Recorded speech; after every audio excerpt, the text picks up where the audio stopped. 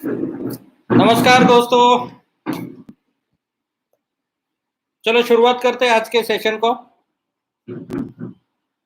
आज का सेशन है अ टू जेड पार्ट 2। जैसे कल हमने डिस्कस किया था वही पार्ट का एक्सटेंशन हम लोग लेंगे। कल हमने डिस्कस किया था कि इलेक्ट्रिक व्हीकल इंडस्ट्री का जो फ्यूचर है इंडिया में, अपॉर्चुनिटीज क्या क्या है, चैलेंजेस क्या क्या है, एंड इंडिया में जब हम लोग काम कर रहे हैं तो जो चाइना की करंट सिचुएशन क्या है, इंडिया में करंट सिचुएशन क्या है, उसके ऊपर हमें क्या किस तरीके से हम लोग उसको प्रैक्टिकल सोल्यूशन निकाल सकते हैं एंड कैसे सब लोग साथ में आके इन बिजनेसेस को ग्रो कर सकते हैं। और कल फाइनल हम लोग इस स्टेज पे पहुंचे थे कि अभी के लिए जो फर्स्ट इनिशियल एडॉप्शन स्टेज होगा और जो पहला कदम होगा कि जिसका कन्वर्जन किट्स का, तो आज हम लोग कन्वर्जन किट के ऊपर और डिटेल में जाएंगे, क्योंकि जैसे आपने तैयारी करके मतलब आप कन्वर्जन किट तक पहुंचे हो, क्योंकि इम्पोर्टेंट ये भी है आज के डेट में कि इमीडिएटली प्रॉफिटेबिलिटी आपको शुरू होना, प्रॉफिट आना, अर्निंग स्टार्ट होना, एंड अर्निंग स्टार्ट होके अभी के जो चैलेंजेस है एंड रिक्वायरमेंट्स है, मतलब सर्वाइवल के लिए जो रिक्वायरमेंट्स है प्लस चैलेंजेस है, प्लस दूसरी बात अभी अनसर्टेनिटीज इतनी है, तो अनसर्टेनिटी में शायद आप इन्वेस्टमेंट करने वाले हैं तो कौन से पार्ट पे इन्वेस्टमेंट करना चाहिए।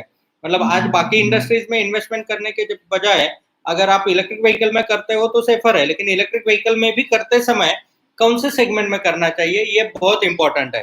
दूसरी बात, जहां पे इन्वेस्टमेंट कर रहे हैं क्या सामने वाले पार्टी या फिर जो प्रमोटर्स है या फिर जो जिस कंपनी में हम लोग स्टेक ले रहे हैं, आप स्टेक ले रहे हैं या फिर वहां पे इन्वेस्टमेंट कर रहे हैं, तो उनका एथिकल प्रैक्टिस कितना है, उनके पैशंस क्या है, वो कितने दिनों के लिए इलेक्ट्रिक व्हीकल इंडस्ट्री में काम करने वाले हैं, इसके पहले कौन से बिजनेसेस किए हैं, उसके उसमें क्या उनका परफॉर्मेंस रहा है, ये चेक करना बहुत जरूरी है। नहीं तो बहुत बार क्या होता है, सिर्फ कंसेप्ट मतलब अच्छा कंसेप्ट भी गलत लोगों के हाथ में जाएगा तो वो आगे चल के अच्छा कंसेप्ट भी फेल हो जाता है, या फिर कोई नॉर्मल कंसेप्ट भी अच्छे लोगों के हाथ में जाएगा तो वो आगे चल के उतना सक्सेसफुल हो सकता है। तो इसीलिए जब जहाँ पे भी आप समझो इन्वेस्टमेंट भी कर रहे हैं बड़े लेवल पे, तो भी बैकग्राउंड चेक करना जरूरी है।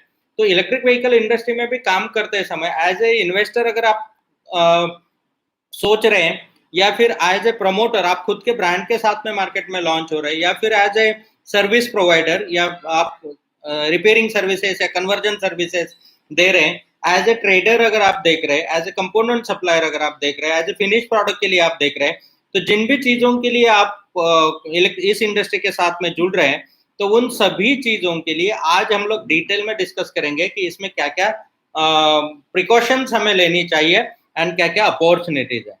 तो दोस्तों एज एन इन्वेस्टर पहले मैं बात करता हूँ, उसके बाद में हम लोग बात करेंगे कि एज ए मैन्युफैक्चरर क्या रोल है, एज ए सर्विस प्रोवाइडर क्या है, एज ए सेल्स पर्सन क्या रोल है, as a means as a trader क्या रोल है, एंड एज ए एजुकेटर क्या रोल है। तो अलग अलग रोल्स के ऊपर आज हम लोग डिस्कस करेंगे एंड उसको बारीकी से अंडरस्टैंड करेंगे कि क्या अपॉर्चुनिटीज एंड चैलेंजेस है। जैसे इन्वेस्टमेंट के ऊपर मैंने बताया कि एक तो सेगमेंट को अंडरस्टैंड करना जरूरी है। नहीं तो बहुत बार क्या होता है, कोई चीज का अगर सीजन नहीं है या फिर उस वक्त नहीं है, क्योंकि सही काम सही वक्त पे होना चाहिए, सही काम गलत वक्त पे हुआ तो भी वो सही नहीं होता है, सही काम गलत वक्त पे भी हुआ तो भी वो सही नहीं होता है। इसीलिए सही काम सही वक्त पे होना चाहिए। हमेशा जो मैं एग्जांपल देता हूँ कि अगर गेहूं बोना है आपको, तो आप अगर मई महीने में गेहूं बोएंगे तो क्या होगा, वो अच्छा सा नहीं आएगा। उसके लिए दिसंबर में या फिर जो जहाँ पे जब ठंडी का सीजन होता है, जाड़ों का सीजन होता है, उसी टाइम पे वो क्रॉप लेना चाहिए। उसी तरीके से बिजनेस करते समय भी हर एक चीज को हमें अंडरस्टैंड करना चाहिए, माहौल क्या है, माहौल बहुत इंपॉर्टेंट होता है। क्योंकि उस माहौल में अगर हम लोग उस पीरियड में उस सीजन में काम नहीं करते हैं तो फिर क्या होगा। अगर किसी को छाता बनाना बहुत अच्छा लगता है और उन्होंने समर में बेचने के लिए निकलेंगे तो क्या होगा, बहुत कम छाता बिकेगा। मतलब जो छाता समझो एक 500 रुपए में एक बारिश के सीजन में बिक सकता है, वो आप समर में बेचने जाएंगे तो 200 रुपए में भी कोई लेगा नहीं। और वही अगर आप दिसंबर महीने में बेचने जाएंगे तो 100 रुपए में भी कोई लेगा नहीं। मतलब छाता वही है, प्रोडक्ट वही है, क्वालिटी वही है, ब्रांड वही है, सब कुछ वही है, प्रमोटर वही है, लेकिन सीजन अगर अलग रहेगा तो उसका प्राइस मार्जिन एंड मार्केट में रिस्पॉन्स चेंज होगा। उसी तरीके से इलेक्ट्रिक व्हीकल में भी काम करते समय सीजन को अंडरस्टैंड करना जरूरी है, माहौल को अंडरस्टैंड करना जरूरी है, मार्केट का रुख को पहचानना जरूरी है। और ये अगर पहचानने में आपको आ गया तो आप जो भी प्रोडक्ट लॉन्च कर रहे हैं वो एग्जैक्टली उसको मीट कर सकता है एंड कम एफर्ट्स में ज्यादा प्रॉफिटेबिलिटी आ सकती है। अदरवाइज क्या होगा, रॉन्ग टाइम पे प्लेसमेंट अगर होगा, रॉन्ग टाइम पे रॉन्ग प्रोडक्ट, मतलब प्रोडक्ट भले ही सही हो, आपकी इन्वेस्टमेंट सही हो, ब्रांड सही हो, सब कुछ सही हो, लेकिन अगर टाइमिंग रॉन्ग हो गया तो फिर प्रोडक्ट आपको उतना प्रॉफिटेबिलिटी नहीं दे सकता। इसलिए इंपॉर्टेंट है दोस्तों कि सही टाइम पे, सही इंडस्ट्री में, सही डायरेक्शन में, सही टाइम पे काम करना जरूरी होता है। तो अभी का जो टाइम है, जैसे हमने अंडरस्टैंड किया कल कि कन्वर्जन किट्स का जो है, कन्वर्जन किट का टाइम अभी परफेक्ट है। यही कन्वर्जन किट्स अगले 3 साल 5 साल बाद आप करने जाओगे तो वो उसका टाइम नहीं रहेगा। अभी जो टाइम है वो कन्वर्जन किट का टाइम है। अगले 2 साल में जो भी प्रोग्रेस आपको करना है, जो भी अचीवमेंट करना है, जो भी ग्रोथ आपको पानी है, वो कन्वर्जन किट्स में आप इजीली कर सकते हो। आज अगर आप एक स्कूटर का ब्रांड बिल्ड करते हो तो कम से कम आपको 50 कंपनियां कंपटीशन में है, ब्रांड्स है, कंपैरिजन है, जो प्रोसेसेस है, नंबर ऑफ कंपोनेंट्स, उतने कंपोनेंट्स मैन्युफैक्चर करना या सोर्सिंग करना, असेंबली करना, ये सब चीजें करना एंड उसके बाद में फिर आपको कॉम्पिटिटिव मार्केट में एंट्री करना है। मोटरसाइकिल भी करने में, मतलब जो भी, या ई रिक्शा में लोग काम करते हैं, कितनी सारी कंपनियां हैं, 500 से ज्यादा कंपनियां इंडिया में काम कर रही है। उनके कंपटीशन में आप अपने आप को प्रूव करने जाएंगे तो क्या होगा, तो बहुत सारा एफर्ट्स लगेगा, पेशेंस लगेगा, इन्वेस्टमेंट लगेगा। वही चीज जहां पे कंपटीशन नहीं है, जो इमर्जिंग है, और जहां पे गैप है, गैप को अगर आप आइडेंटिफाई कर सकते हो और उस पर काम कर सकते हो तो, क्योंकि एक बिजनेस करना एक संयोग जैसा है। जैसे आपने मिट्टी में पूरे साल एक बीज पड़ा हुआ रहता है, जब पेड़ से, फल से, या पंछी भी वो फल को खाके कहीं ना कहीं बीज पड़ा हुआ रहता है, वो मिट्टी में जाता है या फिर ऊपर भी रहता है, लेकिन पूरे साल में वो वहीं पे रहता है। जब मौसम तैयार होता है, जब बारिश आती है, और पहले बारिश के बाद में वो बाहर निकलना शुरू करता है, उसका प्लांट बनना शुरू हो जाता है। तो उसका वो सीजन होता है, उसका एक माहौल, जब तक माहौल तैयार नहीं होता है, जब तक उसका सही वक्त नहीं आता है, वो फ्लरिश नहीं होगा।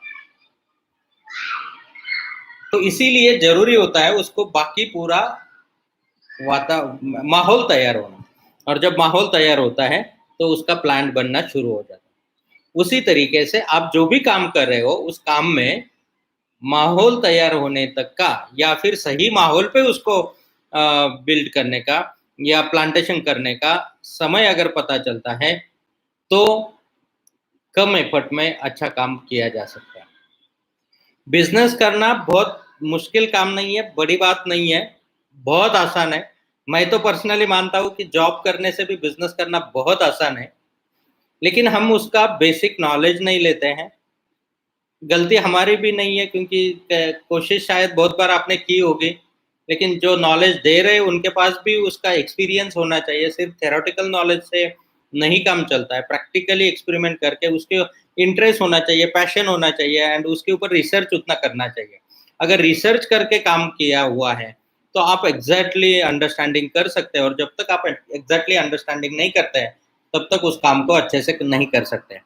तो जैसे मैन्युफैक्चरिंग भी करना है आपको, तो मैन्युफैक्चरिंग करते समय भी कौन सा प्रोडक्ट है जो दुनिया कर रही है वही आप करोगे तो वही मिलेगा जो दुनिया को मिलेगा, जो दुनिया कर रही है वही आप करोगे तो वही मिलेगा जो दुनिया को मिल रहा है। तो इसीलिए सबसे इम्पोर्टेंट है, आपको भी दुनिया से हट के कुछ करना पड़ेगा, दुनिया से हट के कुछ करना पड़ेगा। और जब तक दुनिया से हट के कुछ नहीं करते, अभी जब हट के करने के लिए भी डेयरिंग लगेगी, गट्स लगेगी। दो ऑप्शन होते हैं, आप खुद के डेयरिंग पे, खुद के गट्स पे, या खुद के कॉन्फिडेंस पे, इन्वेस्टमेंट पे करो, या फिर जो दुनिया से हटके करने वाले, काम करने वाले लोग हैं उन लोगों के साथ में जुड़ जाओ। जो रूल को आप सपोज, जरूरी नहीं है ना कहीं पे ट्रैवल करना है तो हमें खुद की गाड़ी परचेस करके ही जाना चाहिए। अभी अगर मुझे मुंबई से दिल्ली जाना है तो एक ऑप्शन है कि मैं खुद की गाड़ी परचेस करके फिर जा सकता हूँ, लेकिन जरूरी नहीं है। बहुत बार हम लोग फ्लाइट से भी जा सकते हैं, ट्रेन से भी जा सकते हैं, या दूसरे किसी को गाड़ी के साथ, दूसरों किसी के साथ में भी जा सकते हैं। तो अलग अलग ऑप्शन उसके लिए हो सकते हैं, जहाँ पे हाँ, अगर बहुत बार किसी किसी की जिद होती है कि नहीं मैं तो खुद की गाड़ी से जाऊंगा, तो ठीक है, लेकिन वहां पे होने वाला एक्सपेंस, जितना फ्यूल में कॉस्ट जाता है, तो उतना ही कॉस्ट में तो आप फ्लाइट में फर्स्ट क्लास से जाओगे। तो वो समझना जरूरी है कि कौन से जगह पे क्या जरूरी है, और वो अगर अंडरस्टैंड हुआ तो फिर आप उस तरीके से एक्ट करके टाइम बचा सकते हैं, पैसा बचा सकते हैं, एफर्ट्स बचा सकते हैं। तो जब अगर हम खुद नहीं कर सकते, अगर हमारी डेयरिंग नहीं हो रही है, या हमारे पास उतना खुद के पास अगर उतना नॉलेज नहीं है, कॉन्फिडेंस नहीं है, इन्वेस्टमेंट्स नहीं है, तो जो लोग दुनिया से हट के काम कर रहे हैं, अलग अलग चीजों के ऊपर काम कर रहे हैं, जिनके पास रिसर्च बेस स्ट्रांग है, जिनके पास ऑलरेडी नॉलेज है, एक्सपीरियंस है, एक्सपर्टाइज है, स्किल्स है, उन लोगों के साथ में जुड़ के, क्योंकि एक ऐसी गाड़ी में हम लोग बैठेंगे कि जो दिल्ली जा ही रही है, उसके अंदर आपका एक सीट ऑक्यूपाई कर लेंगे, तो जर्नी अपने आप होने वाली है ना। आपको टेंशन लेने की जरूरत नहीं कि वो गाड़ी का मेंटेनेंस हुआ है या नहीं, या वो गाड़ी की में फ्यूल है या नहीं, वो हमें टेंशन लेने की जरूरत नहीं है ना। हमें उस व्हीकल में बैठना है। आप बैठोगे तो जर्नी तो सबके साथ में अपनी भी ऑटोमेटिकली होने वाली है। तो आप अगर खुद इंडिपेंडेंट नहीं कर सकते हैं, तो इम्पोर्टेंट आता है कि आप जो गाड़ी जा रही है उसके अंदर बैठ जाइए, अपना सीट ऑक्यूपाई कर लीजिए और अपना ट्रैवल कर लीजिए। तो जो इलेक्ट्रिक व्हीकल में प्रोग्रेस करना है, तो जरूरी नहीं है कि हर किसी ने अपना खुद का ब्रांड करना चाहिए, या हर किसी ने अपना ही फैक्ट्री खोलना चाहिए, या हर किसी ने अपना खुद का बिजनेस ही करना चाहिए। जरूरी नहीं है, एसोसिएटेड बिजनेस भी किया जा सकता है। क्योंकि एसोसिएटेड बिजनेस जब करेंगे तो क्या होता है, बाकी risk, market research, product development, approval processes, उसके लगने वाले कॉस्ट, एजिंग, ये सब आपको एडिशनली मिल जाता है। सिंपल अगर एग्जांपल लेते हैं, जैसे गोगो एवन का पिछले 10 साल का एक्सपीरियंस है इलेक्ट्रिक व्हीकल इंडस्ट्री में, तो एग्जैक्टली क्या करना है ये पता चलता है, वो एक्सपीरियंस से ही पता चलता है। उसके लिए कहीं पे बुक तो नहीं मिलेगा आपको कि इलेक्ट्रिक व्हीकल में आपको कौन से समय पे क्या काम करना है।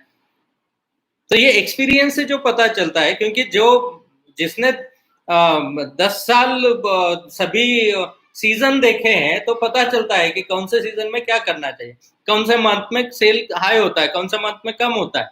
हर एक बिजनेस में वही स्टडी तो करना ही पड़ता है। अगर वो स्टडी के साथ में आप जुड़ जाएंगे तो क्या होगा, अभी ये अलग से आपको स्टडी करने की जरूरत नहीं है, अलग से आपको ब्रांड बिल्ड करने की जरूरत नहीं है, गुडविल तैयार करने की जरूरत, जो ऑलरेडी हो चुका है। अलग से प्रोडक्ट्स का R&D करने की जरूरत नहीं, जो गूगल ने ऑलरेडी करके रखा है। अलग से नए नए टेक्निक्स लेने, अंडरस्टैंड करने की जरूरत नहीं है। अलग से कोई पेटेंट्स लेने की जरूरत नहीं है, जो ऑलरेडी गोगो एवन के पास में है। अलग से अप्रूवल लेने की जरूरत नहीं है, कि जो ऑलरेडी गोगो एवन ने लेके रखे हैं। तो ये सब चीजों में हम अपना टाइम, एफर्ट्स एंड मनी बचा सकते हैं। तो जो लोग खुद का ब्रांड बिल्ड करना चाहते हैं, खुद का फैक्ट्री खोलना चाहते हैं, खुद के नाम से करना चाहते हैं, वेलकम है। आप भी एसोसिएट हो जाइए, आप अपने ब्रांड को गोगो एवन पे के प्लेटफॉर्म पे लाइए, कोई प्रॉब्लम नहीं है। आप आपके ब्रांड के लिए लगने वाले कंपोनेंट्स हो गए, जो जो चीजें स्पेशलाइजेशन, जिसका क्वालिटी, प्राइस गोगो एवन के पास में अच्छा मिलता है, आप वहां से ले लीजिए। जो आपको लगता है मार्केट में गोगो एवन से कम प्राइस में मिल रहा है, अच्छी क्वालिटी मिल रही है, सर्विस अच्छी मिल रही है, वो वहां से लीजिए, कोई प्रॉब्लम नहीं है। तो जहां पे आप कंफर्टेबल समझते हो, जहां पे आपको अच्छा लगता है, भले आपको खुद का ब्रांड एस्टेब्लिश करना है, खुद मैन्युफैक्चरिंग करना है, तो भी आप एसोसिएट हो सकते हैं। आप आपका ब्रांड देखो, आप अपना ब्रांड भी स्टार्ट करेंगे तो ऑल ओवर इंडिया तो ओवरनाइट नहीं पहुंच सकते। अगर ऑल ओवर इंडिया पहुंचना है तो कितनी एडवर्टाइजिंग करनी पड़ेगी, कितना कॉस्ट जाएगा, कितने डीलर्स अपॉइंट करना है, बाकी लोगों को ट्रेन करना है, वहां पे इंफ्रास्ट्रक्चर तैयार करना है। तो सिंपली अगर आपको मैन्युफैक्चरिंग में मजा आता है, आपको आपका ब्रांड भी चलाना है, आपको अगर स्पेशलाइजेशन है गाड़ियां बनाने में, तो आप बनाइए। बेचने के लिए, सर्विस देने के लिए गोगो एवन का all over India network already है। उस नेटवर्क थ्रू आपके व्हीकल को आज सिंपली हम आप देखेंगे कि मतलब जिसका एक हम लोग ओन प्लेटफॉर्म बोलते हैं, तो आज अपने ओन प्लेटफॉर्म पे ऑलमोस्ट 74,000 सब्सक्राइबर हैं यूट्यूब पे। आपका एक प्रोडक्ट का एक वीडियो प्रॉपरली बना के यूट्यूब चैनल पे 74,000 लोगों के मोबाइल में अलर्ट तो जाता है, उन उतने लोगों तक इंफॉर्मेशन तो पहुंचती है। ये ओन प्लेटफॉर्म की मैं बात कर रहा हूँ। बाकी समझो बाहर का कोई यूट्यूबर आता है, वो 2 दिन आपका प्रमोशन करेगा, 2 दिन और दूसरे किसी का करेगा, तो वो अपने पर्पस के लिए आते हैं, तो वहां से मतलब वो आपका सिक्योर प्लेटफॉर्म नहीं मान सकता है। लेकिन जो ओन प्लेटफॉर्म है उसका एक इंपॉर्टेंस होता है कि ये तो आपका हक का है ना, तो जहां पे हम लोग अपने हक से अपने प्रोडक्ट्स को प्रमोट कर सकते हैं, आपके प्रोडक्ट्स को प्रमोट कर सकते हैं, तो आप एसोसिएटेड मैन्युफैक्चरर बन जाए, एसोसिएटेड ब्रांड बन जाइए, कोई प्रॉब्लम नहीं है। तो मैन्युफैक्चरिंग में इंटरेस्ट है, आइए। अगर आपका इंटरेस्ट है कि आपको सेल्स एंड सर्विस में इंटरेस्ट है, तो जैसे लोग एसोसिएटेड बिजनेस, मैं ये क्यों बोल रहा हूँ, क्योंकि आप अपना ब्रांड लॉन्च करोगे, 2 ऑप्शन है। जिनको लगता है कि हमें खुद का ये करना है लेकिन कुछ चीजों के लिए जरूरत है, तो वह उसके लिए भी गोगो एवन आपको सपोर्ट के लिए रेडी है। और जिनको लगता है कि नहीं, मुझे अपने ब्रांड का जरूरत नहीं, मुझे बिजनेस करना है, पैसा कमाना है, मुझे अपने एरिया में अच्छा काम करना है, तो वो लोग अपने तहसील के लिए काम सब फ्रेंचाइजी ले सकते हैं, आरटीओ लोकेशन के लिए मास्टर फ्रेंचाइजी ले सकते हैं, स्टेट के लिए काम संभाल सकते हैं। क्या होगा, आप जब एक स्टेट के लिए काम संभाल, अभी देखिए सिंपल डिफरेंस क्या है गोगो एवन के सिस्टम में एंड मार्केट में जो चल रहा है उस सिस्टम में। डिफरेंस पहला ये है कि जो जनरल मार्केट में काम हो रहा है पर्टिकुलर प्रोडक्ट के लिए ऊपर होगा या पर्टिकुलर मॉडल के ऊपर होगा। अभी इंडिया में जैसे नंबर ऑफ कंपनीज है, तो समझो किसी के पास स्कूटर के 2 मॉडल है, 4 मॉडल है, 8 मॉडल है, 10 मॉडल है, 2 व्हीलर करने वाले 2 व्हीलर कर रही है कंपनी, 3 व्हीलर का किसी के पास में 1 मॉडल है, 2 मॉडल है, 3 मॉडल है, ई रिक्शा करने वाले ई रिक्शा कर रही है, तो ये अलग अलग, बाइसिकल करने वाली बाइसिकल्स कर रही है, तो अलग अलग कंपनी। अभी सब ये सब प्रोडक्ट अगर आपको लगता है कि आपके एरिया में सभी प्रोडक्ट चलने वाले हैं, तो आप कितनी डीलरशिप लेनी होगी, और हर एक डीलरशिप लेने के लिए आपको कितना इन्वेस्टमेंट लगेगा। जब वो इन्वेस्टमेंट आप करने जाएंगे तो उतना फाइनेंशियल कैपेसिटी आपके पास में होना चाहिए। वो फाइनेंशियल कैपेसिटी के साथ में आपको इंफ्रास्ट्रक्चर भी उतना लगेगा, टर्म्स कंडीशंस उतना उनका रहेगा, मिनिमम इन्वेंट्री आपको रखनी पड़ेगी। तो गोगो एवन ने क्या किया कि रूट लेवल पे पहले सर्विस नेटवर्क स्ट्रांग करने के लिए ईवी मॉल कंसेप्ट आपको दिया। ईवी मॉल कंसेप्ट में क्या होता है, आप अपने एरिया में जो भी काम कर रहे हो तो कंप्लीटली ईवी मॉल को बिल्ड कर रहे हो, उसमें एक प्रोडक्ट नहीं है, वो मॉल में आपके पास इलेक्ट्रिक व्हीकल के कंपोनेंट्स भी हैं, स्पेयर पार्ट भी सब अवेलेबल है, इलेक्ट्रिक बाइसिकल भी है, कन्वर्जन किट भी है, मोटरसाइकिल का कन्वर्जन किट भी है, स्कूटर का कन्वर्जन किट भी है, फिनिश प्रोडक्ट भी है, स्कूटर भी है, मोटरसाइकिल भी है, 3 व्हीलर भी है, ट्रेनिंग प्रोग्राम्स भी है, देन आपके पास उसके सर्विसेज भी अवेलेबल है। मतलब आपका जब मॉल रन होता है ना वहां से, तो दोस्तों अगर 50 प्रोडक्ट में से 10 प्रोडक्ट नहीं अच्छे परफॉर्म कर रहे, नहीं चलते, आपके एरिया में अच्छे नहीं चल रहे, तो भी 40 प्रोडक्ट चल रहे हैं। भले 40 प्रोडक्ट नहीं चल रहे फिर भी 10 प्रोडक्ट तो चल रहे हैं। तो कोई भी वक्त हो, कोई भी सीजन हो, कोई भी टाइम हो, कितना भी रिसेशन हो, आपका बिजनेस कम नहीं होता है। ये सबसे बड़ी समझने वाली बात है। और इस बात को समझ के, क्योंकि आज के डेट में जो हमने पिछले 2 साल में एक्सपीरियंस किया है कि जो सिंगल ब्रांडेड प्रोडक्ट थे या सिंगल प्रोडक्ट पे जो कंपनियां रन हो रही थी, तो चैलेंजेस ये क्रिएट हो रहे थे कि अभी तो शोरूम ओपन नहीं कर सकते हैं, या फिर अभी तो सर्विसिंग भी नहीं दे सकते, अभी तो कस्टमर को एंटरटेन नहीं कर सकते हैं, तो उनको काम बंद करके बैठना पड़ा। लेकिन हमने मल्टी, जैसे आपने देखा होगा कि समझो कोई 4 पैरों वाला जानवर चलता है या 2 पैरों वाला चलता है, तो उसमें क्या होता है, कहीं पे एक पैर फिसल गया तो उसका बैलेंस जा सकता है। लेकिन आपने वो कुछ ये देखे होंगे प्राणी कि जिनको मल्टीपल बहुत सारे पैर होते हैं, तो वो कहीं पे भी कैसे भी जाने दो, कितना भी बैलेंस जाएगा तो उनका बैलेंस नहीं डिस्टर्ब होने वाला है। तो सबसे इम्पोर्टेंट ये है, आपके एरिया में भी आपने देखा होगा कि ऐसा एक शॉप होता है कि जिस शॉप में जाने के बाद में आपको हर चीज मिलती है। मतलब वहां पे आपको छोटी से छोटी निडल चाहिए तो वो भी मिलती है, अनरिलीवेंट चीजें, मतलब वो फैमिली का, क्योंकि एरिया उनका छोटा है।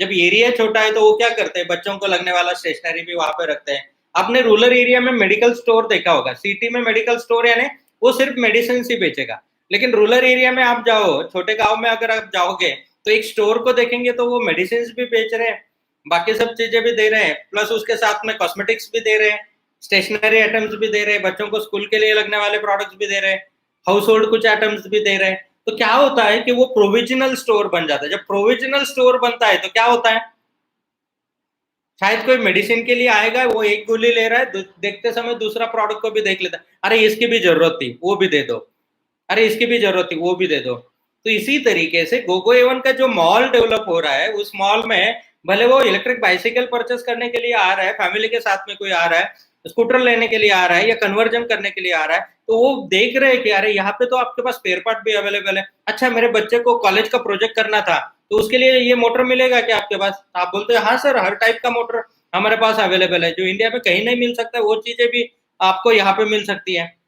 तो उन्होंने वो बुक कर, भले उनका 6 महीने बाद प्रोजेक्ट है, लेकिन आज उनको पता चल गया। दूसरी बात, अगर वो बच्चे का कभी बर्थडे है तो बच्चों के लिए टॉयज भी गोगो एवन के प्लेटफॉर्म पे अवेलेबल है। जो इंडियन मतलब जो कार्स अभी बना रहे हैं हम लोग, तो वो मॉडल्स मतलब वो पहले जैसे जमाने में एक टॉयज एक दादाजी ने बनाया तो वो 2-3 जनरेशन के बच्चे यूज करते थे। मतलब वो एक जैसे छोटे बच्चे वो उन्होंने प्ले किया, फिर दूसरे बच्चे निकाल के फिर उनको देते थे, फिर और तीसरी बैच, मतलब 2-3 इसके बच्चों को वो टॉयज काम में आते थे।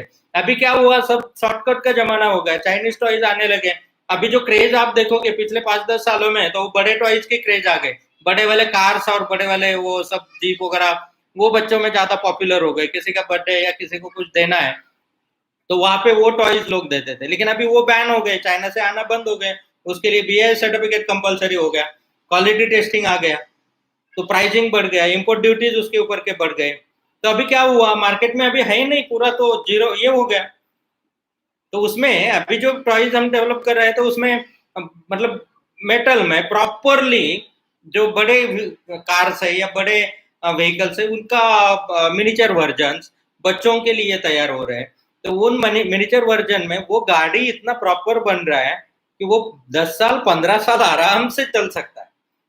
मतलब वो बच्चा है, एक बार वो बचपन में यूज करेगा तो वो बड़ा बड़ा जैसे होते जाएगा तो वो उसको शोकेस में भी रखेगा, या उसके बच्चे भी उसको यूज कर सकते हैं।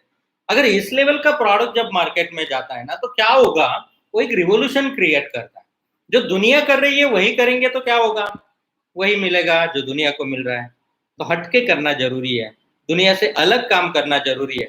और उसमें सबसे बड़ी एडवांटेज ये है कि आपको एक प्लेटफॉर्म में, मतलब जैसे कहीं पे बस निकली है, आपको बस का मेंटेनेंस नहीं करना है, आपको अपना सीट संभाल के रखना है, आपको आपका सीट ऑक्यूपाई करना है, बस आप अपना सीट संभालिए, गाड़ी तो चल ही रहे है ना। तो गोगो एवन ने यही कंसेप्ट को इम्प्लीमेंट किया, सबको साथ में लेके, आपको जो सीट पसंद आता है आप बैठिए, साथ में ग्रो होते, साथ में आगे बढ़ते, जिनको मैन्युफैक्चरिंग, जिनको ट्रेडिंग, जिनको जो चाहिए आप जो करना है आप कीजिए, एंड सब साथ में चलते हैं। ये सबसे बड़ा एडवांटेज। देखो दोस्तों, इससे क्या हुआ कि जो विजन है हमारा, अगले 100 साल के लिए इलेक्ट्रिक व्हीकल इंडस्ट्री में काम करते रहेंगे, इस इंडस्ट्री के लिए हम लोग एफर्ट्स देते रहेंगे, इस इंडस्ट्री में हम लोग मोटिवेशन देते रहेंगे, एजुकेशन देते रहेंगे, क्योंकि मेन जो गोल है हमारा, become a most reliable educator, innovator and accelerator of 21st century.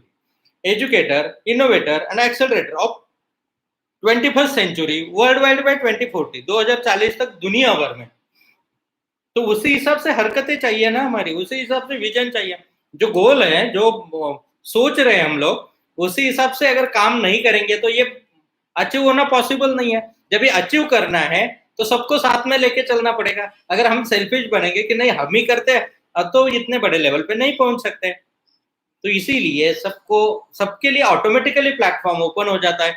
जितनी बड़ी आपकी सोच, जितना बड़ा आपका विजन, जितने बड़े आपके अचीवमेंट्स, उतना ऑटोमेटिकली वो स्प्रेड अप होते जाता है, सबके लिए सपोर्ट होता है।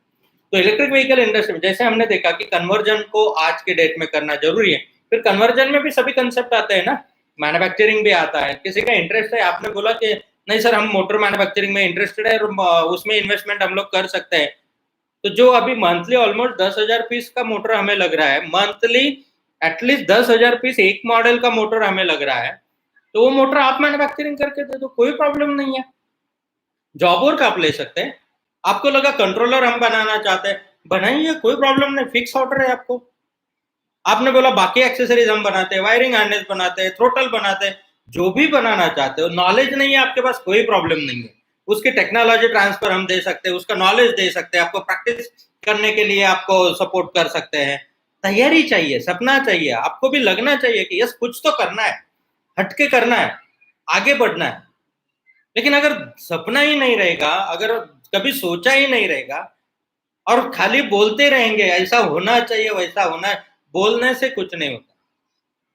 बोलने से कुछ नहीं, बोलने से एंटरटेनमेंट होगा आपका, खुद का टाइम पास होगा। एक्शन करने के बाद में ही उसका आइदर प्रोग्रेस हो सकता है। एक्सपेरिमेंट जब तक नहीं करते तब तक कोई प्रोसेस स्टार्ट होता ही नहीं। एक्सपेरिमेंट जब तक नहीं करते हैं, उसको स्टार्ट नहीं करते, एक्शन जब तक नहीं लेते, तब तक आगे का प्रोसेस स्टार्ट नहीं हो सकता। तो इसीलिए जरूरी है कि जो कन्वर्जन अभी का माहौल में बता रहा हूँ, दौर आपको बता रहा हूँ, सीजन आपको बता रहा हूँ कि सीजन के हिसाब से ये 2 साल में कन्वर्जन पे काम करेंगे तो बहुत कम एफर्ट में आप ऐसे आगे निकल के जा सकते। आपका बिजनेस भले आप लोकल एरिया संभालो, तहसील आपका, तहसील में भी, रूरल एरिया में भी देखोगे तो एक तहसील में कितनी गाड़ियां हैं, आप कैलकुलेट कीजिए। मोटरसाइकिल्स कितने हैं, स्कूटर्स कितने हैं। जैसे मोटरसाइकिल स्कूटर ये 6 महीने में आपका सेटल होता है, 3 व्हीलर का किट आ रहा है, 3 व्हीलर का सेटल होता है, 4 व्हीलर का आ रहा है। नंबर ऑफ व्हीकल जितने भी है, कमर्शियल व्हीकल्स है आपके एरिया में चलने वाले, टाटा एस है, पिकअप है, ट्रक है, बसेस है, हर व्हीकल के लिए कन्वर्जन किट आ सकता है ना। क्योंकि हमारा जो मेन स्ट्रेंथ है कन्वर्जन किट्स को डेवलप करना, टेक्नोलॉजी को डेवलप करना, उसको मैन्युफैक्चर करना, उसके अप्रूवल प्रोसेसेस कंप्लीट करना, हम अपने काम पे फोकस्ड है। इसीलिए हमने जो नेटवर्क बिल्ड करना, सर्विसेज देना, सेल्स करना, मैन्युफैक्चरिंग करना, इस रोल के लिए आप लोगों को साथ में ले रहे हैं, ताकि हम सब काम हम ही खुद करने जाएंगे तो क्या होगा, एक ही किट कर पाएंगे। क्योंकि मार्केट इतना बड़ा है इंडिया का, तो उसमें क्या होगा कि एक ही प्रोडक्ट में हम लोग अटक जाएंगे ना, पूरे अगले 10-20 साल तो एक ही प्रोडक्ट के पीछे लग जाएंगे। लेकिन हम हमारा स्पेशलिटी जो है उसी पे फोकस करेंगे, एंड उसको फोकस करके अगर बाकी काम जो आपका इंटरेस्ट है उस हिसाब से आपको सपोर्ट करेंगे तो क्या होगा, यूनिटी बन जाएगा, ग्रुप बन जाएगा, हर कोई अपना अपना काम करेगा, सबका प्रोग्रेस होगा। तो इसीलिए दोस्तों, अगर आपने सोचा है, ऑलरेडी आप काम कर रहे हैं तो भी एसोसिएट में काम करना जरूरी है। अगर आप नया काम शुरुआत कर रहे हैं तो भी एसोसिएट में आके काम करना जरूरी है। तो इसके लिए आपके पास जो स्ट्रेंथ है, फाइनेंस है, बाकी कुछ नहीं है, टेक्निकल नॉलेज नहीं है, एक्सपीरियंस नहीं है, कोई प्रॉब्लम नहीं है, वो गोगो ग्रुप के पास पूरा है। आपके पास सपने हैं, सबसे पहला क्वालिफिकेशन है सपने हैं, कुछ करना चाहते हैं। अगर कुछ करना ही नहीं चाहते हैं, क्योंकि जो नींद में है उसको जगाना आसान होता है, वो जग सकता है। जो नींद का नाटक कर रहा है उसको जगाना मुश्किल होता है, नामुमकिन होता है। जो नींद का नाटक करता है उसको जगा सकते हैं आप, नहीं जगा सकते। जो नींद में है तो उसको जगा सकते हैं। जिसके पास नॉलेज नहीं है, फाइनेंस नहीं है, कैपेसिटीज नहीं है, लेकिन काम करने की इच्छा है, सपने, उसको सपोर्ट कर सकते हैं। लेकिन कोई नाटक कर रहा है तो उसको दुनिया की कोई ताकत नहीं जगा सकती। तो इसीलिए ऐसे लोगों के लिए ही हम भी काम करना चाहते हैं, या फिर वेलकम करते हैं कि प्रॉब्लम कोई, मतलब प्रॉब्लम प्रॉब्लम देखो, एक चीज को मैं क्लियरली आज आपके साथ में, गरीबी ये सिचुएशन है या माइंडसेट है, मुझे आप बताइए। गरीबी ये सिचुएशन है या माइंडसेट है? क्योंकि अगर ये सिचुएशन रहती तो वो बदल सकती थी, अगर ये सिचुएशन रहती तो ये बदल सकती थी। गरीबी ये एक माइंडसेट है, और माइंडसेट चेंज करना इतना आसान नहीं है। आज जिनको बेरोजगारी भत्ता मिलता है ना, जिनको बेरोजगारी भत्ता और जो 600 रुपए गवर्नमेंट से मिलने के लिए जो राह देखते हैं, वो 70,000 और 1 लाख की गाड़ी यूज करते हैं। उनके हाथ में 50-50 हजार के,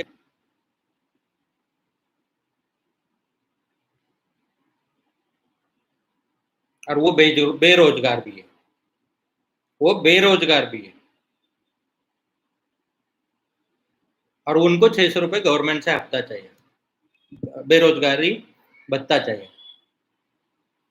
तो गरीबी ये सिचुएशन नहीं है, किसी ने रोका नहीं है मेहनत करने से, किसी ने रोका नहीं है प्रोग्रेस करने से, लेकिन माइंडसेट। आज इतनी बड़ी यूथ पावर अपने पास में है, डायरेक्शन नहीं है, माइंडसेट की वजह से फिर भी हम कुछ नहीं कर सकते। आज जो यंग जनरेशन हमारे पास में यूथ है, माइंडसेट ओवरऑल इसमें जो माइंडसेट क्रिएट हो चुका है ना, उस माइंडसेट से बाहर निकलना और एक अलग लेवल पे आना, इसके लिए बहुत मेहनत करनी पड़ेगी हमें, बहुत मेहनत करनी पड़ेगी।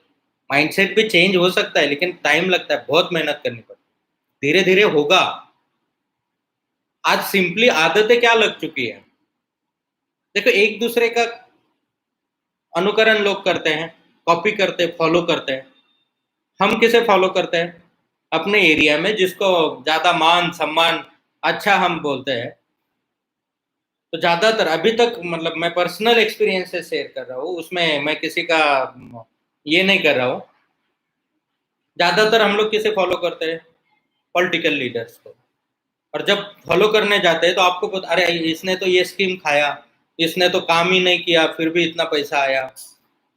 तो वो रूट लेवल तक आ गया है। जब ग्राम पंचायत का भी इलेक्शन होना है तो वहां पे भी दिमाग में क्या होता है, ग्राम पंचायत को सैलरी कितना मिलता है, तो एक सरपंच को सैलरी कितना मिलता है, फिर 1-1.5 साल में फॉर्च्यूनर और स्कॉर्पियो कहाँ से आता है? आप रिसर्च कीजिए। मतलब हर जगह पे माइंडसेट, अभी जब एग्जाम्पल ये यूथ पावर जो बच्चे हैं या फिर जो बाकी लोग हैं, आम जनता है, जब एग्जाम्पल ऐसे सामने देखती हैं कि यार शॉर्टकट से भी पैसा कमाया जा सकता है, तो हर कोई क्या कोशिश करता है कि मैं ना क्यों क्यों करूँ, मैं भी शॉर्टकट से कमाऊंगा। तो हर जगह आप जाते हो तो हर जगह पे फिर वही कोशिश होती है कि बगैर काम करे या फिर उसका शॉर्टकट में पैसा, तो करप्शन करप्शन इसलिए रूट लेवल तक इतना पेनिट्रेट हो चुका है, इतना पेनिट्रेट हो चुका है कि कोई कुछ भी करे, वो माइंडसेट चेंज होने से। क्यों आज गवर्नमेंट जॉब चाहिए, क्यों चाहिए? बगैर काम किए पैसा मिलना चाहिए, इसलिए गवर्नमेंट जॉब चाहिए। सिक्योरिटी चाहिए, सिक्योरिटी मतलब क्या? जिसको काम करना है, मेहनत करना है, उसको तो कभी सिक्योरिटी की जरूरत नहीं पड़ती है। सिक्योरिटी किसको चाहिए? जिसको काम नहीं करना है, मेहनत नहीं, कम मेहनत में ज्यादा पैसा मिलना चाहिए। और सबसे ज्यादा आज का रीजन यही है गवर्नमेंट जॉब में जाने का। मतलब 100% मैं सही हूँ ये नहीं मैं बोलूंगा, लेकिन आप भी जानते हैं और आपको भी पता है, आप भी उसको स्टडी कर सकते हैं। क्यों चाहिए गवर्नमेंट जॉब? क्योंकि वहां पे कमाई होती है। तो एक एक जॉब के पोस्ट के लिए सैलरी 10,000 रहेगा लेकिन लाखों में करोड़ों में उसके बोली लग जाती है। और ये शोकांतिका है, इससे जनरेशन बिल्ट होने वाली है या खराब होने वाली है? Next generation. और अभी जॉब बचे ही कहाँ, गवर्नमेंट जॉब भी कहाँ बचे हैं? पिछले 2014 से लेके अभी तक 8,27,000 जॉब मिले, गवर्नमेंट जॉब 8,27,000 कितने सालों में? 2014 से लेके 2021 तक, 6-7 सालों में, 6 साल कंप्लीट हो। 6 सालों में 8,24,000, हर साल 1 से 1.25 लाख। और कितने यूथ आज गवर्नमेंट जॉब की राह देखते बैठे हैं। आज हर किसी को रिजर्वेशन चाहिए, क्यों चाहिए? क्योंकि रिजर्वेशन से हमें गवर्नमेंट का जॉब मिल जाएगा, हमें एजुकेशन में ये मिल जाएगा। तो रोका किसी ने है? बिजनेस में रिजर्वेशन क्यों नहीं पा लेते? 100% स्कोप है ना, करो अपना बिजनेस में रिजर्वेशन, 100% करो, किसी ने रोका है? ये उसी को चाहिए जिसको काम नहीं करना है, मेहनत नहीं करना है, मुफ्त का चाहिए, फ्री का चाहिए, जिनको लोगों का खून चूसना है। जिसको मेहनत करनी है उसको कोई रिजर्वेशन नहीं चाहिए। और जिसको रिजर्वेशन पाना है वो बिजनेस में 100% रिजर्वेशन पाएगा।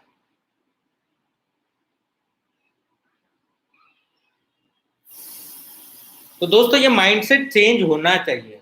दर्द होता है, तकलीफ होती है, क्योंकि इतने बड़ी एनर्जी, इतना बड़ा यूथ, इतनी बड़ी पावर अपने पास में होने के बावजूद भी जब लोगों को मतलब 50-50 100-100 रुपए के लिए अपना रिस्पेक्ट बेचते समय, वो 100 50-100 रुपए का ऊपर कमाई होने के लिए मान सम्मान, उसका रिस्पेक्ट पूरा बेच देता है। मतलब किस लेवल तक स्टेटस आज ये पहुंचा है, और किसी को कुछ नहीं लगता क्योंकि सब वही कर रहे हैं। जब सब वही कर रहे हैं तो वो फिर एक स्टाइल बन जाता है, वो फिर एक फॉलो करने के लिए, और आज के डेट में फिर यूथ भी वही करना चाहते हैं।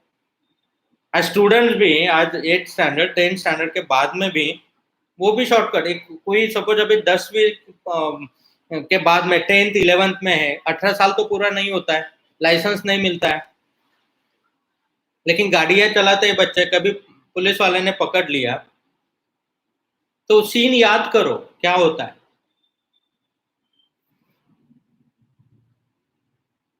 शुरुआत वहीं से हो रही है, शुरुआत वहीं से हो रही है। और जब शुरुआत यहीं से होगी, ये रॉन्ग होगी, क्योंकि सिर्फ गाइडेंस नहीं है, डायरेक्शन नहीं है। जिनसे उम्मीद की जाती है गाइडेंस की, डायरेक्शन की, उनके ही हाथ इतने काले हो चुके हैं, उतने उनके ही हरकतें इतनी गंदी हैं कि वो क्या लीडरशिप करेंगे और वो यूथ को गाइड करेंगे और उनको डायरेक्शन देंगे। वो तो खुद के सिर्फ बैंक भरने में लगे हुए हैं। जो समाज सेवक बोलते हैं, कितने लोग कोरोना में बाहर निकल के आए, कितने लोगों ने एक्चुअली, अभी मौका था ना, कितने लोगों ने किया? कोई नहीं करने वाला दोस्त। सब सेल्फिश बन चुके हैं, सबको अपना समझ में आता है, और सबको शॉर्टकट में पैसा चाहिए, सबको विदाउट मेहनत किए पैसा चाहिए। लेकिन ये सब होने के बावजूद भी आपको सक्सेसफुल होना है। ये सब सिचुएशन होने के बावजूद भी, इतनी गंदगी होने के बावजूद भी किसी को काम नहीं करना है, फिर भी आपको सक्सेसफुल होना है। और जब आप डिसाइड करते हो कि आपको सक्सेसफुल होना है, तो दुनिया की कोई भी ताकत आपको नहीं रोक सकती। पूरी दुनिया आपके खिलाफ हो सकती है, लेकिन आप नहीं रुक सकते। क्यों? क्योंकि आपने डिसाइड किया है। और जब आप डिसाइड करोगे तो फिर किसी की हिम्मत नहीं है आपको आगे बढ़ने से रोकने। लेकिन आज तकलीफ यह है कि हम खुद ही डिसाइड नहीं करते, हम ही इतने बहाने बनाते हैं। सिंपली मतलब अभी ये दुख की बात लगती है, ट्रेनिंग प्रोग्राम के लिए जो पहले हम लोग ये करते थे, तो अभी हमने 100 डेज के प्रोग्राम किए, और उसमें ट्रेनिंग का ऑलमोस्ट हमने नील कर दिया। ट्रेनिंग का ऑलमोस्ट चार्ज नहीं, ना के बराबर ले रहे। And per day stay and food का 100 डेज का अगर प्रोग्राम है, तो स्टे एंड फूड का 1000 रुपीज पर डे का, मतलब एक अच्छे रिसोर्ट में आपको रहना है एंड पूरे दिन का तीनों टाइम का खाना है, तो 1000 रुपए बहुत नॉमिनल होगा। उतना ही कॉस्ट हम लोग ले रहे हैं जो हमें खर्च करना है। लेकिन फिर भी उसमें बहाना होता, अरे सर इतना तो, इतना पैसा, अच्छा इतना तो अभी है ना, अभी का तो सिचुएशन बहुत खराब है। क्यों? क्योंकि ये सेकंड फेज पे हम डाल देते। मिलना चाहिए, मुझे भी करना है, मुझे भी आगे बढ़ना है, मैं भी कुछ करके दिखाऊंगा। लेकिन कैसे? दूसरों की मेहनत पे, दूसरों के पैसों पे, या फ्री में मिलकर। नहीं होता है दोस्तों, कभी नहीं हो सकता है। स्वर्ग हमें देखना है तो मरना हमें ही पड़ेगा, दूसरा मर के स्वर्ग नहीं दिखेगा। बॉडी आपको बनानी है तो जिम आपको ही करनी पड़ेगी। उसको लाख रुपए पगार देके भी कोई सर्वेंट रखेंगे तो आपकी बॉडी नहीं बनने वाली है। इसीलिए बिजनेस अगर आपको करना है, प्रोग्रेस अगर आपको करना है, तरक्की अगर आपको करनी है, नाम अगर आपको कमाना है, अच्छी प्रैक्टिस करके, मैं बोल रहा हूँ, गलत प्रैक्टिस करके करना है तो दुनिया में बहुत लोग हैं सिखाने के लिए। जाओ वो एक पॉलिटिशियन के 10 दिन हाँ जी करो, वो सिखा देगा। सब ऐसे ही मैं नहीं बोल रहा हूँ, मैं ओवरऑल एंड जनरल ये बता रहा हूँ। कुछ पॉलिटिशियंस बहुत अच्छे हैं, उनको सैल्यूट भी करना चाहिए। लेकिन मेजोरिटी गंदगी जो हो चुकी है वो शोकांतिका है, वो शोकांतिका है। तो आगे अगर हमें बढ़ना है तो क्या करना पड़ेगा? स्वर्ग हमें देखना है तो मरना हमें ही पड़ेगा ना। आज फीस के लिए हमारे पास, और ऐसा भी नहीं है, जितने लोग, कुछ लोग रिक्वेस्ट करते हैं कि सर थोड़ा सा, तो हम भी संभाल के लेते हैं ना, कोई प्रॉब्लम नहीं है सर। आपको जितना जितना पॉसिबल है दे दीजिए। इसमें से ट्रेनिंग देके, एजुकेशन देके पैसा कमाना और उसके ऊपर हमारे घर चलाना, ये पर्पज नहीं है हमारा। वो करने के लिए, घर चलने के लिए नंबर ऑफ प्रोडक्ट्स है, उतना सेल भी होता है हमारा, उतना काम भी ऑलरेडी सेटल है। ट्रेनिंग इसीलिए है क्योंकि, और ये जरूरी क्यों है? क्योंकि जब तक आपको सिर्फ मोटिवेशन देंगे, आप एक बार वो पेन किलर जैसा काम करेगा, आप मोटिवेट हो गए, फिर 2 दिन बाद वो पेन किलर का इफेक्ट खत्म हो जाएगा। वो नहीं होना चाहिए। सिर्फ नॉलेज देंगे। अभी पहले प्रोग्राम हमारे 7 दिन के होते थे, 7+7 15 डेज। नॉलेज भरपूर मिलता था, इंसान हर कुछ कर सकता है, लेकिन उसको फिर घर जाने के बाद प्रैक्टिस के लिए प्लेटफॉर्म नहीं है, स्किल डेवलप नहीं होता है। और जब स्किल डेवलप नहीं होगा तो फिर मास्टरी नहीं आएगी, मास्टरी नहीं आएगी तो इमीडिएटली प्रॉफिटेबिलिटी शुरू नहीं होती। इसलिए अभी हमने क्या किया कि पूरा 5 days online, 5 days practical and 90 days skill development. 90 days में जो आपने डिसाइड करेंगे उसकी महारत यहीं पे हासिल करके जाओ। जब महारत हासिल करके जाओगे आप इमीडिएटली जाके बिजनेस शुरू करते हो, यहां से ही आप अपना खुद का बिजनेस शुरू करते हो एंड उसके ऊपर आपने प्रॉफिटेबिलिटी इमीडिएटली शुरू करते हो। तो ये रिजल्ट दे रहा है, ये रिजल्ट दे रहा है। और आप अकेले मेहनत कर रहे हो ऐसा नहीं है, उसमें डीप लेवल पे डेडिकेशन से। और ये जरूरी है क्योंकि इतने सालों के संस्कार हैं, इतनी सालों की आदतें हैं, इतने सालों से माहौल में हम ऐसे रह चुके हैं कि वो दिमाग से निकालना, आदतों से निकालना, इसके लिए मेहनत हमें भी बहुत करनी पड़ती है। अलग अलग टाइप के नमूने आते हैं और हर एक टाइप की इसको सीधा लाइनअप करना एंड उनका महारत हासिल करवाना, उनसे प्रोग्रेस करवाना इतना आसान टास्क भी नहीं है। तो मेहनत सिर्फ आप नहीं करेंगे, हम भी उतना ही मेहनत करेंगे, इवन उससे ज्यादा करेंगे। अभी यहाँ पे नहीं सर, अभी पैसों की थोड़ी तकलीफ है। मुझे बताइए तो दोस्तों, मैं ये एक्चुअली ऐसा नहीं बोलना चाहता हूँ या ना किसी के ऊपर ये आज अगर कुछ इमरजेंसी आ गई तो क्या अरेंज होता है या नहीं? क्यों होता है? क्योंकि हम उसे इमरजेंसी लेवल पे लेते हैं। इस चीज को हम इमरजेंसी लेवल पे नहीं लेते, क्यों? क्योंकि उस तरीके का माइंडसेट हमारा नहीं है। आज प्रायोरिटी इस चीज को दी जानी चाहिए, स्किल डेवलपमेंट को दी जानी चाहिए, अपने गट्स को बिल्ड करने के लिए दी जानी चाहिए, जिसकी वजह से टाइम बच रहा है, एफर्ट्स बच रहा है एंड पैसा बच रहा है। ये सभी चीजों को प्रायोरिटी देके करना चाहिए। जिनको समझ में आ रहा है समझ लीजिए, नहीं आ रहा है तो भी कोई प्रॉब्लम नहीं है, क्योंकि जिस दिन समझ में आएगा, लेकिन दोस्तों वक्त निकल जा चुका होगा। जिस दिन समझ में आएगा शायद देर हो चुकी होगी। जो अभी मजा है इस इंडस्ट्री में काम करने में, वो मजा निकल जा चुका होगा। अभी जो प्रॉफिटेबिलिटी आपको मिल सकती है, अभी जितना जल्दी नाम आपका हो सकता है, अभी जितने जल्दी आप इस्टेब्लिश हो सकते हो, वो वक्त आपके एरिया में, सिटी में जो पहला रेस्टोरेंट खुला था, उसका पब्लिसिटी करने के लिए कोई पैसा नहीं लगा था। उसके लिए ऑलरेडी पब्लिसिटी, माउथ पब्लिसिटी लोग ही बता देते हैं। अभी आपके एरिया में 10 रेस्टोरेंट हो गए, 11वां खुलता है, क्या हमें पता चलता है? नहीं पता चलता। क्यों? क्योंकि वो कंपटीशन में 11वां आया है।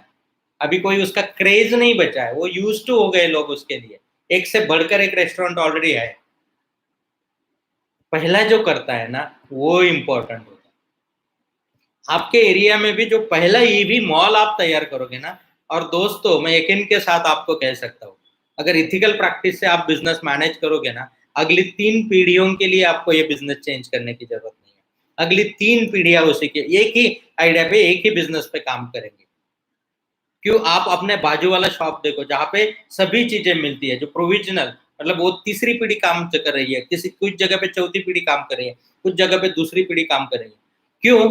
दादाजी ने काम किया था, मेहनत किया था, उन्होंने अपना गुडविल क्रिएट करी, एक ही बार मेहनत किया, अगली 3 पीढ़ियां चल रही है। कितने बिजनेसेस है ऐसे?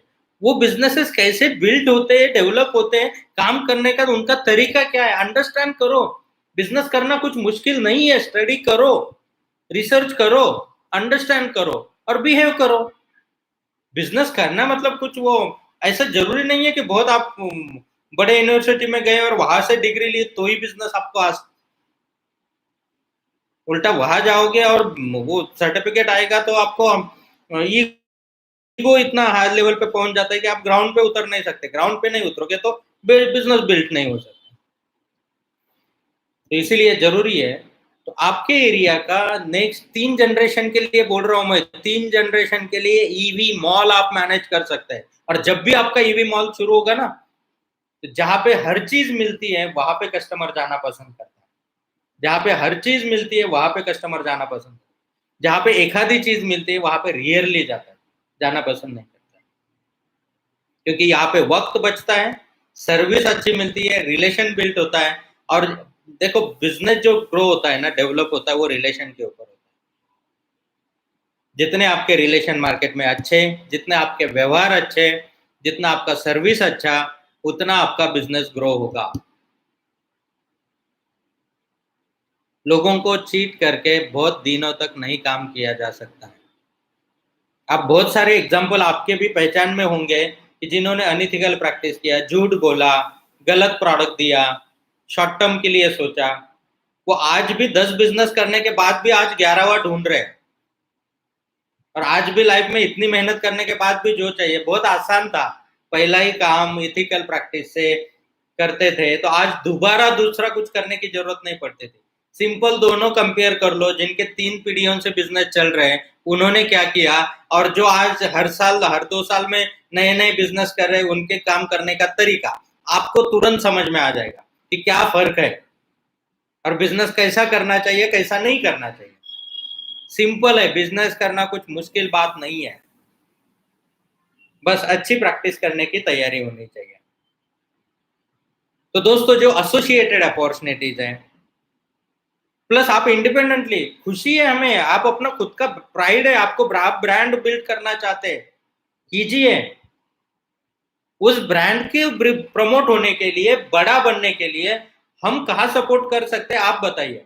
जो चीज आपको अच्छे से आती है आप कीजिए, जो नहीं अच्छी आती है हमें बताइए, हम सपोर्ट करेंगे। अपॉर्चुनिटीज है, आपको बनाने में मजा आता है, बेचने में नहीं आता है, बेचने के लिए गोगो के पास दीजिए। आपको बेचने में मजा आता है, बनाने में नहीं आता है, गोगो के प्रोडक्ट, जो सबका प्लेटफॉर्म बन रहा है ना, ये सबके लिए प्लेटफॉर्म तैयार हो रहा है। गोगो एवन एक इंडिविजुअल ये नहीं बचा है, ये एक प्लेटफॉर्म बन गया है सबके लिए। जितने भी लोग इलेक्ट्रिक व्हीकल इंडस्ट्री में काम कर रहे हैं, मुझे आज बताए, सिंपल मैं एग्जांपल देता हूँ, एमजी की गाड़ी है, इंडिया में इलेक्ट्रिक कार आई, अच्छी गाड़ियां हैं, भले चाइनीज है, लेकिन टेक्नोलॉजी या फिर जो बाकी परफॉर्मेंस, अच्छी गाड़ी है। लेकिन आज सर्विस नेटवर्क नहीं है इंडिया में, तो लोग डरते हैं। सर्विस नेटवर्क सबसे इंपॉर्टेंट है, और वो ओवरनाइट बिल्ड नहीं हो सकता है, वो ओवरनाइट बिल्ड नहीं हो सकता है। आज लोग एज कंपेरेटिवली टाटा की गाड़ियां प्रेफर कर रहे हैं, टाटा की गाड़ियां परचेस कर रहे हैं। क्यों? सर्विस नेटवर्क है, भरोसा है। भरोसा कहाँ से है? सर्विस से भरोसा है, रेपुटेशन है, हिस्ट्री पता है, इसके पहले भी गाड़ियां यूज की है।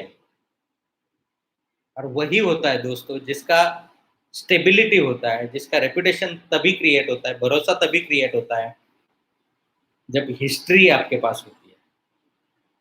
और अगर हिस्ट्री अच्छी है तो डेफिनेटली फ्यूचर अच्छा है, अगर हिस्ट्री खराब है तो डेफिनेटली फ्यूचर खराब है। भले जाने अनजाने में पास्ट में गलतियां हुई होगी, शायद आपसे भी हिस्ट्री में गलतियां हुई होगी, कोई प्रॉब्लम नहीं है, अभी गंगा नहा सकते हैं, अभी पाप धुला सकते हैं, लेकिन एक कसम खा सकते हैं, इसके आगे गलतियां नहीं करेंगे, क्योंकि इसके आगे भी गलतियां करेंगे तो फिर कोई नहीं बचा सकता है दोस्तों, तो कोई नहीं। सिंपल, ये बोलने की जरूरत नहीं है, आप खुद स्टडी कर लीजिए। जिन्होंने गलत गलत काम किए, कितने दिनों तक अच्छे दिन देखे उन्होंने, कितने दिनों तक देखे? क्या एक जनरेशन? ठीक है, एक जनरेशन ने देखे, दूसरी पीढ़ी, तीसरी पीढ़ी, है गड़बड़ कहीं ना कहीं। भले फाइनेंशियली नहीं होगी, दूसरे चैलेंजेस, हेल्थ चैलेंजेस, कुछ ना कुछ मिलेगा आपको दोस्तों, क्योंकि पैसा एक एनर्जी है, वो एनर्जी आती है तो वो एनर्जी लेके आती है, अच्छे आशीर्वाद लेके आएगी तो वो फल देगी, खुशियां देगी। वो किसी का हाई लेके आएगी ना, उसके मल्टीपल में आपको तकलीफ देके जाएगी। वो तो फ्लो है एनर्जी का, लेकिन इसको समझना, अंडरस्टैंड करना, और इथिकल प्रैक्टिस करने, अच्छा काम करने के लिए ही डेयरिंग लगती है। बुरा काम करने के लिए कोई डेयरिंग नहीं लगती, कोई गट्स नहीं लगते, कोई भी कर सकता है। और इसीलिए आप दुनिया से हटके हो, अलग हो, क्योंकि आप अच्छा काम करने की डेयरिंग कर रहे हो। आप दुनिया से हटके क्यों हो? अलग क्यों हो? क्योंकि आप अच्छा काम करने की सोच रहे एंड अच्छा काम करने की डेयरिंग कर रहे हैं। गलत करने को कोई डेयरिंग नहीं लगती है, कोई गट्स नहीं लगते। किसी का भी सर घूम गया, गलत कर सकता, कोई उसके लिए एथिक गट्स चाहिए ही नहीं। तो दोस्तों, आप जो डिसाइड कर रहे हैं और जिस डायरेक्शन में आ रहे हैं, हाँ, इसमें तकलीफ होगी, वक्त लगेगा, लेकिन लॉन्ग टर्म के लिए बिल्ड होगा बिजनेस। शॉर्ट टर्म करने जाओगे, अनसर्टेनिटीज मार्केट में इतनी है, प्रॉब्लम्स इतने हैं, शॉर्ट टर्म करने जाओगे तो रिपीट ढूंढना पड़ेगा। और एक बार आपने ग्रो हुआ प्लांट को काट के दोबारा बीज लगाने जाओगे, उतना ही टाइम फिर और तकलीफ होगी। इसीलिए प्लांट बीज ही ऐसा लगाओ कि जो पिछले 2-3 जनरेशन तक चलता रहे, फल देता रहे। अभी से थोड़ा थोड़ा मेहनत करके उसको बिल्ड करेंगे, भले जो बिल्ड होगा वो परमानेंटली होगा। तो इसीलिए जो लॉन्ग टर्म विजन से सोच रहे हैं, जो इथिकल प्रैक्टिस करना चाहते हैं, जो मेहनत करना चाहते हैं, उन्हीं लोगों को हम लोग यहाँ पे इनवाइट कर रहे हैं। आइए, साथ में मिलके ग्रो होते हैं, लेट्स ग्रो टुगेदर, साथ में आगे बढ़ते हैं। इंडस्ट्री बहुत बड़ी है, अपॉर्चुनिटीज बहुत बड़ी है। अगर ध्यान से दी जाए और हम मेहनत हम कर रहे हैं, तो उस हिसाब से आने वाले 10 सालों में एक भी व्यक्ति बेरोजगार नहीं रहेगा, अगर उसका माइंडसेट चेंज करने में हम लोग अगर कामयाब हो गए तो। लेकिन अगर माइंडसेट चेंज करने में कामयाब नहीं हुए, तो किसी की मतलब कोई ऊपर वाला भगवान भी आए तो भी उसकी सिचुएशन, उसकी गरीबी दूर नहीं कर सकता है, क्योंकि वो माइंडसेट है, वो सिचुएशन नहीं है, कोई नहीं कर सकता। और उसको अगर बदलना है तो आज हमें बदलना पड़ेगा, अपनी सोच को बदलना पड़ेगा, और हमें मेहनत को बढ़ाना पड़ेगा। हमें लोगों को उनका माइंडसेट चेंज करने के लिए, उनको ग्रो होने के लिए सपोर्ट करना पड़ेगा, और तभी जाके धीरे धीरे हम भी आगे बढ़ सकते हैं। तो आज यहीं पे रोकते हैं दोस्तों। आइए, साथ में मिलके ग्रो होते हैं, let's grow together. Thank you very much. कल का प्रोग्राम 6:30 बजे हम और दूसरे टॉपिक पे डिस्कस करेंगे। आप जो अपना वैल्यूएबल टाइम दे रहे हैं, जो प्यार दे रहे हैं, जो इतना डेडिकेशन से आप सुन रहे हैं, उसके लिए आपका धन्यवाद। इन वीडियोस थ्रू अगर आपको लगता है कि और लोगों के लाइफ में भी बदलाव आएगा, इसके लिए कोई पैसा तो लगने वाला नहीं है, कोई खर्चा तो है नहीं, लेकिन अगर उनके लाइफ में भी कुछ बदलाव आ सकता है, वो भी कुछ अच्छा काम कर सकते हैं, ऐसा अगर आपको लगता है, तो डेफिनेटली आप इन वीडियोस को शेयर कर सकते हैं। जो रेगुलरली नए नए वीडियोस आ रहे हैं, डेली मैं बात कर रहा हूँ, तो उसका भी नोटिफिकेशन आपको आने के लिए सब्सक्राइब करके बेल आइकॉन को आप क्लिक कर सकते हैं, ताकि आप अपने काम के इसमें शायद हो सकता है भूल जाओगे, लेकिन नोटिफिकेशन अगर आता है तो आपको ऑन टाइम अलर्ट आ जाएगा, एंड अलर्ट आने से आप ऑन टाइम ज्वाइन कर सकते हैं। दोस्तों, इस मिशन में आप ऑलरेडी पार्टिसिपेट हो, मैं ऐसा मान के चलता हूँ, लेकिन हम सबकी मिलके जिम्मेदारी आती है कि ये मिशन को और लोगों तक पहुंचाना, उनके लाइफ में भी बदलाव लाना, उनको भी सही रास्ता दिखाना, उनको भी मेहनत करने के लिए प्रवृत्त करना, उनको भी इथिकल प्रैक्टिस करने के लिए प्रवृत्त करना, और उनको भी अच्छे बिजनेसेस ग्रो होके वो भी अपने आप को प्राइड महसूस करे। और इसी तरीके से हम सोसाइटी को सपोर्ट कर सकते हैं। ऑटोमेटिकली जितने लोग इलेक्ट्रिक व्हीकल इंडस्ट्री में आएंगे, तो देश का फ्यूल का इंपोर्ट जो हो रहा है वो कम होगा, बंद होगा। एंड जब हम मिल के सब इलेक्ट्रिक व्हीकल के लिए प्रमोशन कर रहे हैं, तो नेचर के लिए जो आज पोल्यूशन क्रिएट हो रहा है वो ऑटोमेटिकली कम होगा। तो जो आप काम आज करने जा रहे हैं, पैसा तो मिलेगा ही, सही समय पे सही वक्त पे हम लोग काम कर रहे हैं, पैसा तो मिलेगा ही, मेहनत बेकार नहीं जाती है। लेकिन उसके साथ में देश के लिए अच्छा काम होगा, नेचर के लिए अच्छा काम होगा, एंड सोसाइटी के लिए अच्छा काम होगा। और दोस्तों, मेरे हिसाब से इससे बड़ी देश सेवा कोई नहीं हो सकती है, इससे बड़ी नेचर की सेवा कोई नहीं हो सकती है, और इससे बड़ी सोसाइटी की सेवा और कोई नहीं हो सकती है। तो दोस्तों, आइए मिल के इस मिशन को आगे बढ़ाते हैं। Thank you very much. Have a nice time. जय हिंद।